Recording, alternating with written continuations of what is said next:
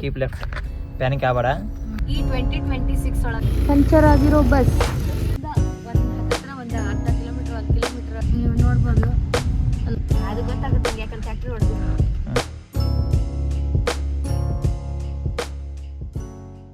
Emergency light, ಯಾಕಂದ್ರೆ ನಿನಗೆ correct driving ಬರೋಲ್ಲ, ಗೊತ್ತಾಗ್ಬೇಕು ನಮ್ಮ ಮುಂದೆಯಿಂದ ಬರೋರಿಗೆ ನೀನು ಡ್ರೈವಿಂಗ್ ಕಲಿಯಕತ್ತಿದ್ದಿ ಅಥವಾ ಏನೋ ಎಮರ್ಜೆನ್ಸಿ ಐತಿ ಕಾರ್ ಒಳಗೆ, ಅದಕ್ಕೆ ಸ್ಲೋ ಹೊಂಟ್ರೆ ನಂಗೆ ಅದು ಓಕೆನಾ, ಅದನ್ನು ನೀನು ತಿಳ್ಕೊಬೇಕು.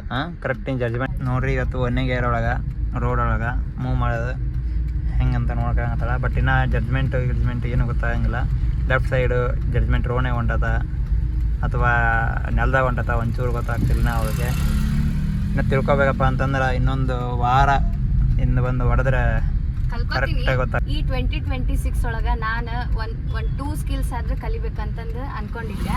ಅದಕ್ಕೆ ಇದನ್ನ ಚೂಸ್ ಮಾಡ್ಕೊಂಡಿದ್ದೀನಿ. ಒಟ್ಟು ಕಾರ್ ಡ್ರೈವಿಂಗ್ ಕಲಿಬೇಕು ಅನ್ನೋದು ಒಂದು ಸ್ಕಿಲ್ ನಾನು ಇವಾಗ ಗಾಡಿ ಸ್ಟಾರ್ಟ್ ಮಾಡೋದು, ಮೂವ್ ಮಾಡೋದು, ಗೇರ್ ಎಲ್ಲ ಹಾಕೊಂಡು ಮೂವ್ ಮಾಡೋದು ಎಲ್ಲ ಕಲಿಯತ್ತೀನಿ. ಮತ್ತು ಹೊಳ್ಳಿ ವೇ ಒಳಗೆ ಕರೆಕ್ಟಾಗಿ ನಡುವು ಹೆಂಗೆ ಹೋಗ್ಬೇಕು, ಕರೆಕ್ಟಾಗಿ ನಡುವು ಹೆಂಗೆ ಹೋಗ್ಬೇಕು,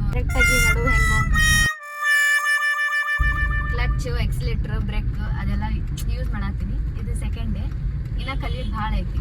ಇವಾಗ ಏನಪ್ಪ ಅಂತಂದ್ರೆ ಆಕೆಗೆ ಆ ಟೆಂಪಲ್ ಹತ್ರ ಹೋಗಿ ಕಾರ್ ಡ್ರೈವಿಂಗ್ನ ತನಗೊಬ್ಬಕಿಗೆ ಬಿಡಬೇಕು. ಅಲ್ಲಿ ಗ್ರೌಂಡ್ ಐತಿ, ಆ ಗ್ರೌಂಡ್ ಒಳಗೆ ಆಕೆ ಒಬ್ಬಕ್ಕೆ ಓಡಿಸ್ಬೇಕು. ಅಂದ್ರೇನು ತನಗೆ ಸೆಲ್ಫ್ ಆಗಿ ಗೊತ್ತಾಗುತ್ತೆ ಏನು ಮಾಡಬೇಕು ಏನು ಮಾಡಬಾರ್ದು, ಗೇರ್ ಹೆಂಗೆ ಮೂವ್ ಮಾಡ್ಬೇಕು, ಕಾರ್ನ ಹೆಂಗೆ ಟರ್ನ್ ಮಾಡಬೇಕು ಎಲ್ಲ ಆಕೆಗೆ ಗೊತ್ತಾಗಲಂತೆ ಅಲ್ಲೇ ಬಿಡ್ತೀನಿ ಗ್ರೌಂಡ್ ಒಳಗೆ.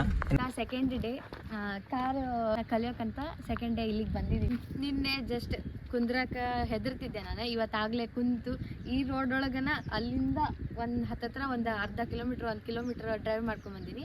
ಆದರೆ ಏನಂದ್ರೆ 1ನೇ ಗೇರ್ ಒಳಗಷ್ಟೇ ಬಂದೀನಿ, ಇನ್ನು ಸೆಕೆಂಡ್ ಗೇರ್ ಎಲ್ಲ ಹಾಕಿಲ್ಲ. ಬ್ರೇಕ್ ಹೆಂಗೆ ವರ್ಕ್ ಆಗುತ್ತಾ, ಎಕ್ಸಿಲೇಟ್ರ್ ಮತ್ತು ಕ್ಲಚ್ ಹೆಂಗೆ ವರ್ಕ್ ಆಗುತ್ತಾ, ಹೆಂಗೆ ಮತ್ತು ಪ್ಯಾನಿಕ್ ಆಗಬಾರ್ದು, ಈ ಥರ ಎಲ್ಲ ನೋಡಿಕೊಂಡೆ. ಸ್ವಲ್ಪ ಕಲಿತೀನಿ ಅನ್ನೋ ಕಾನ್ಫಿಡೆನ್ಸ್ ಜಾಸ್ತಿನೇ ಅನ್ಸಾತೈತಿ ಇವತ್ತು. ಇವಾಗ ನಾವು ಕಾರ್ ಹೊಡ್ಯೋಕ್ಕಂತ ಆ ಟೆಂಪಲ್ಗೆ ಅಲ್ಲಿಗೆ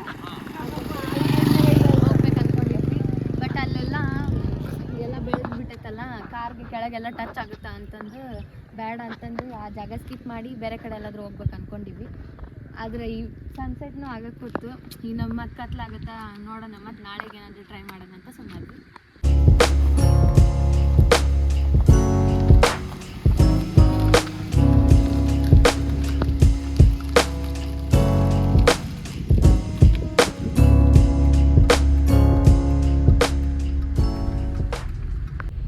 ಲೈರಲ್ಲಿ keep left panic ಆಗಬೇಡ.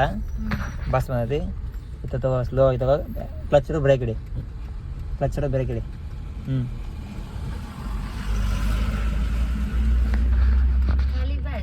Let's go. ಅದು ಗೊತ್ತಾಗುತ್ತೆ ನಂಗೆ, ಯಾಕಂದ್ರೆ ಟ್ಯಾಕ್ಟ್ರಿ ಹೊಡೆದಿನಿ. ಹೌದು ಬಿಡು, ಆ ಟ್ಯಾಕ್ಟ್ರಿ ಹೊಡೆದು ಬಿಡಿ, ದೊಡ್ಡ ಟ್ಯಾಕ್ಟ್ರಿ. 1ನೇ ಗೇರ್ ಒಳಗೆಲ್ಲ ಪೆಟ್ರೋಲ್ ಭಾಳ ಕನ್ಸ್ಯೂಮ್ ಆಗ್ತದೆ. ಒಂದು 3-4-5 ಕಿಲೋಮೀಟ್ರ್ ಬರ್ತಾವೆ ಒಟ್ಟು ಕಲಿಬೇಕಾದ್ರೆ ಮೈಲೇಜ್. ಪೆಟ್ರೋಲ್ ಗಾಡಿ ಕಲಿಬೇಕಾದ್ರೆ ಗಾಡಿ ಪವರ್ ಬಗ್ಗೆ ಆಯ್ತು, ಗಾಡಿ ಬ್ರೇಕ್ ಬಗ್ಗೆ ಆಯ್ತು, ಫಸ್ಟ್ ತಿಳ್ಕೊಬೇಕು. ಗಾಡಿ ಆಕ್ಸಿಲೇಟ್ರ್ ಕೊಟ್ರೆ ಎಷ್ಟು ಸ್ಪೀಡ್ ಒಳಗೆ ಹೋಗುತ್ತೆ, ಎಷ್ಟು ಪಿಕಪ್ ಐತೆ ಗಾಡಿ, ಅದ್ರ ಮ್ಯಾಗ ನೀನು ಕಂಟ್ರೋಲ್ ಮಾಡ್ಕೋಬೇಕು. ನೋಡಿದ ಪೂರ ಲೆಫ್ಟ್ ಬಂದೆ ಆ ಥರ.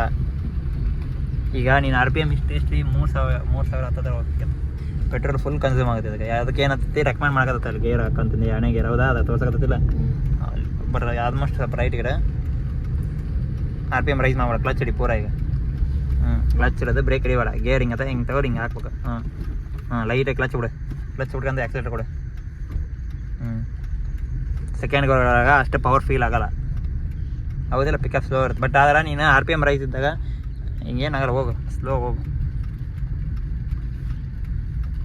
ಅಬೌವ್ ನೀ 20 ಮೇಲಿದ್ದಾಗ ಪಿಕಪ್ ತೊಗೊಳುತ್ತೆ ಗಾಡಿ ಆಟೋಮೆಟಿಕ್.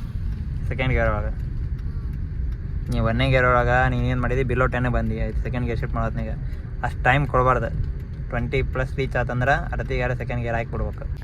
ನೋಡ್ರಿ ಸನ್ಸೆಟ್ ಎಷ್ಟು ಚಂದ ಐತಿ. ಸೂರ್ಯನ ಕಣ್ಣ ಮುಚ್ಚಲ್ಲಿ ಆಡತ್ತಾನ ನೋಡ್ರಿ. ವಿಂಡೋ ಇದು ಮಿರರ್ ಎಷ್ಟು ಹೊಲ್ಸಾಗೈತಲ್ಲ ನಮ್ಮ ಕಾರ್ದು. See you in the next episode.